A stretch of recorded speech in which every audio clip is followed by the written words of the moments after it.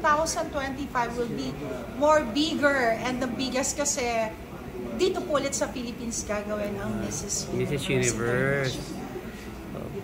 Hindi ba naging reason yung sobrang busy mo, nawalan ka ng time sa love life kaya ganun na nangyari? Yes, sobra ako nawalan ng time. Pero hindi more on love life kasi hindi talaga siya priority for me now.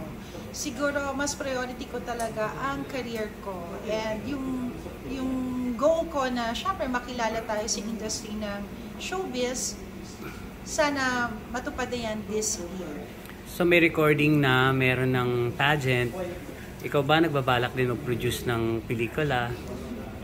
Yes, gusto ko talaga. So siguro when the proper time comes, good material, why not, di ba?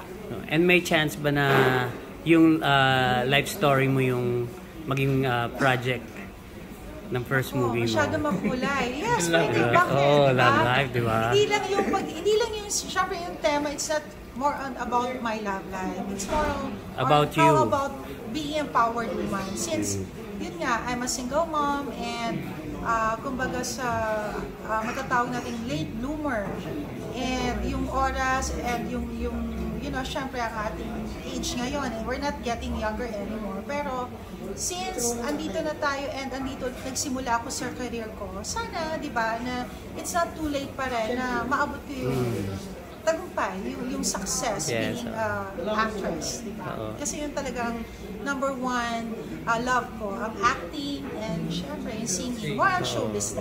Kung ikukwento mo ang buhay mo, saan magsisimula? Sa That's Entertainment ba? Sa experience mo? Yes, oo. Kasi malaking part sa akin ng Dance Entertainment talaga.